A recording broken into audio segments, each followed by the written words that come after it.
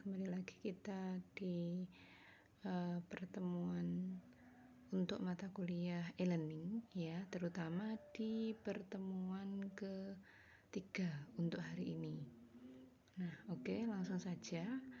Untuk materi hari ini mengenai komponen e-learning, kompetensi minimal sumber daya manusia, fasilitas pendukung, dan model-model e-learning. Oh iya, mohon maaf ya, di sini untuk model-model e-learning itu tidak kita bahas di pertemuan kali ini, tetapi akan dibahas di pertemuan berikutnya atau di pertemuan keempat. Oke, silahkan disimak. Nah, capaiannya sesuai dengan judul tadi ya, hanya saja di sini tanpa model-model e-learning. Jadi model-model e-learning ini akan kita bahas minggu depan beserta untuk terkait dengan analisis kebutuhan. Oke, di sini komponen-komponen e-learning. Nah, untuk e-learning bukan sebuah produk yang dapat berjalan sendiri, melainkan terdiri dari beberapa komponen yang membentuknya. Nah, di sini ada 3 komponen dari e-learning. Yang pertama, infrastruktur e-learning, yang kedua sistem e-learning, dan yang ketiga konten e-learning. Oke, mari kita bahas satu persatu ya. Yang pertama, mengenai infrastruktur e-learning. Infrastruktur di sini merupakan komponen terpenting dalam e-learning. Nah, untuk e-learning ini memerlukan peralatan yang digunakan dalam sistemnya. Ya. Jadi mereka di sini diartikan sebagai e-learning ya. Alat-alat yang dimaksud di sini berupa yang pertama, komputer yang dapat digunakan secara individu ya. Atau perkembangan yang paling maju adalah bisa menggunakan HP, tab, dan lain-lain. Kemudian yang kedua, jaringan komputer, harus ada jaringan komputer. Kemudian yang ketiga, internet. Nah, dan yang keempat, peralatan multimedia. Itu. Ya, di sini yang bedanya apa Bu jaringan komputer dengan internet? Nah, kalau jaringan komputer di sini adalah hubungan jaringan di dalam komputer. Ya, kalau misalnya menggunakan komputer ya ada CPU, ada power dan sebagainya ya. Di dalam CPU ada memori, ada RAM dan sebagainya. Sedangkan kalau internet di sini adalah jaringan internet yang menghubungkan antara satu komputer dengan komputer yang lainnya. Tuh. Oke, di sini yang terpenting saat ini adalah peralatan yang difungsikan sebagai teleconference. Nah, teleconference diperlukan apabila dibutuhkan untuk pertemuan jarak jauh antara murid dan guru. Selain itu berguna untuk proses belajar yang dilakukan pada waktu bersamaan. Nah, teleconference di sini adalah semacam web meeting ya. Jadi untuk peralatan multimedia di sini yang terpenting, nah di sini adalah adanya teleconference atau web meeting berupa Google Meet, Zoom, dan sebagainya.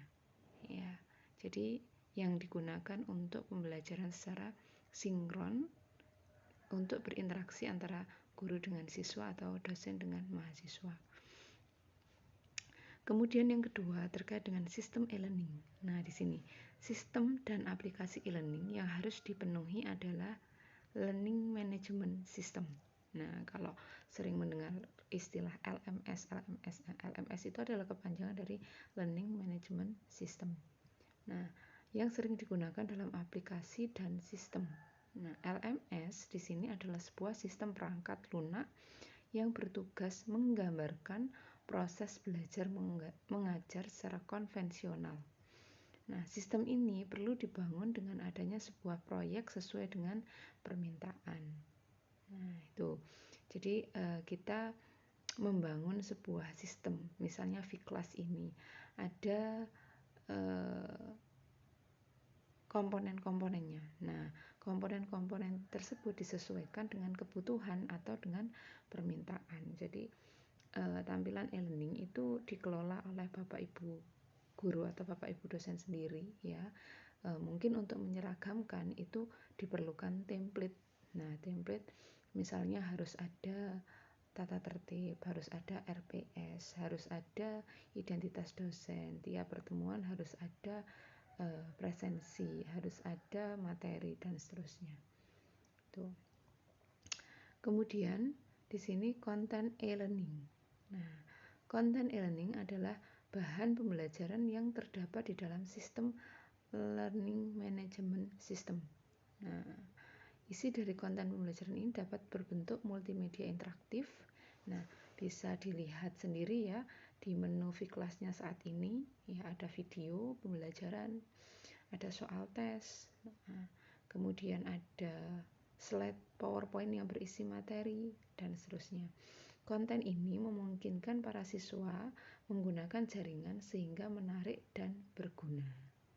Nah, sehingga isi pembelajaran lebih menarik perhatian siswa dan muncul semangat dalam menggunakan e-learning dalam pembelajaran. Nah, mungkin kalau ketika menggunakan pembelajaran online itu menggunakan WA misalnya. Nah, di situ selain guru susah untuk memfasilitasi, juga mungkin interaksi siswanya juga tidak sama ya. Mungkin ada siswa yang aktif ya komentar, memberikan pendapat, yang tidak ya diam saja. Nah, seperti itu.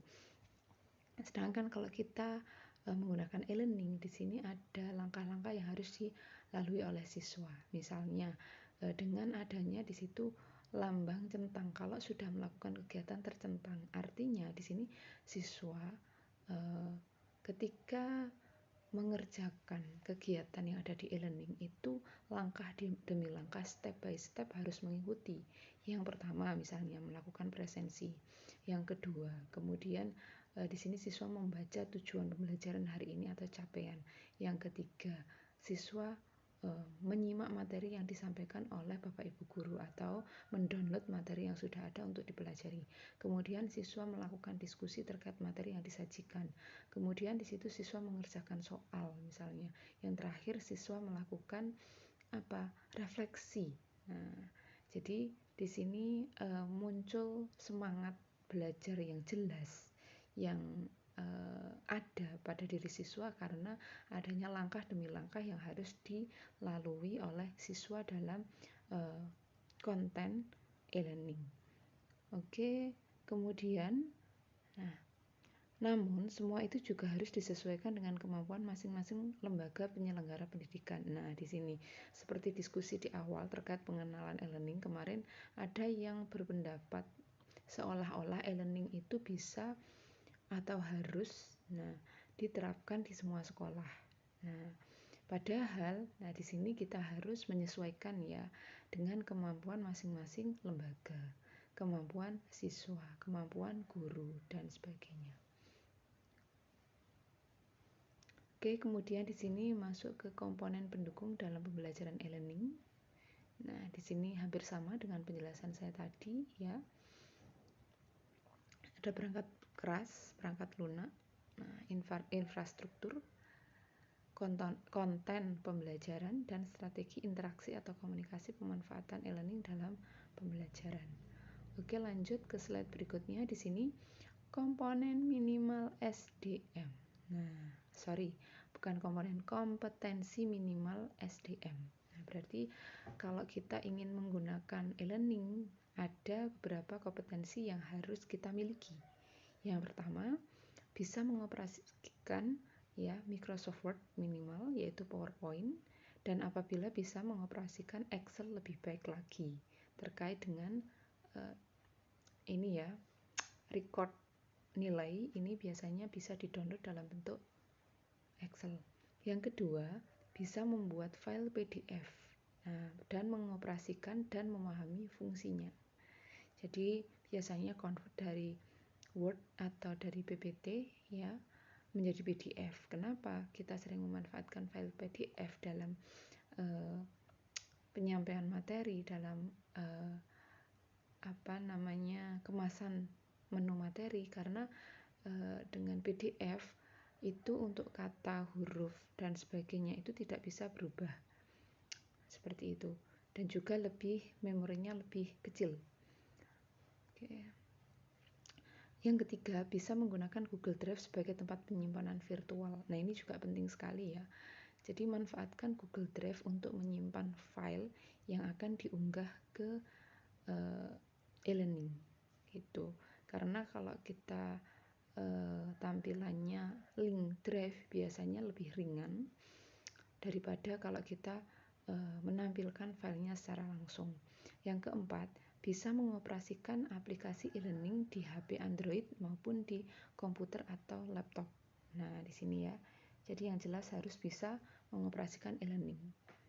Kemudian yang kelima, dapat menggunakan aplikasi browser yang tersedia seperti Chrome, Mozilla, Safari, Opera, dan sebagainya sebagai media mencari sumber informasi dengan bijak. Nah, selain media browser ini digunakan untuk membuka tampilan e-learning, menikmati fasilitas e-learning, juga sebagai sumber informasi bagi kita dalam mengemas sebuah materi pembelajaran. Berikutnya fasilitas pendukung ya, hampir sama. Ada media browser, Microsoft Office, aplikasi video conference, Google Drive, aplikasi editing video.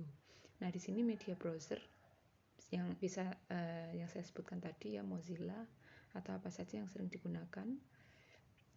Internet Explorer misal.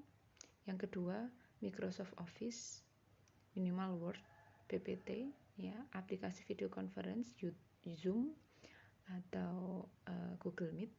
Kemudian Google Drive, otomatis ya kalau Google Drive punya email Google pasti ada Google Drive. Kemudian aplikasi editing video. Nah, ini lebih bagus lagi. Kemudian mungkin di sini bisa ditambah lagi dengan ini ya,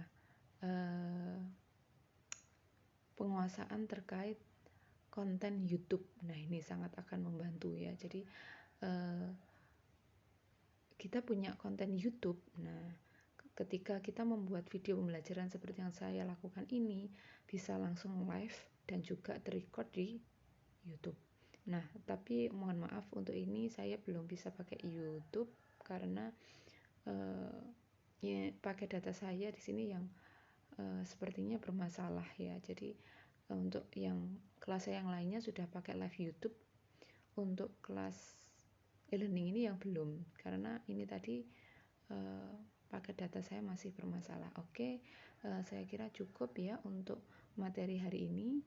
Semoga bermanfaat. Selamat menyimak. Untuk pertemuan ketiga secara keseluruhan masih berupa materi, belum praktek. Oke, saya akhiri. Wassalamualaikum warahmatullahi wabarakatuh.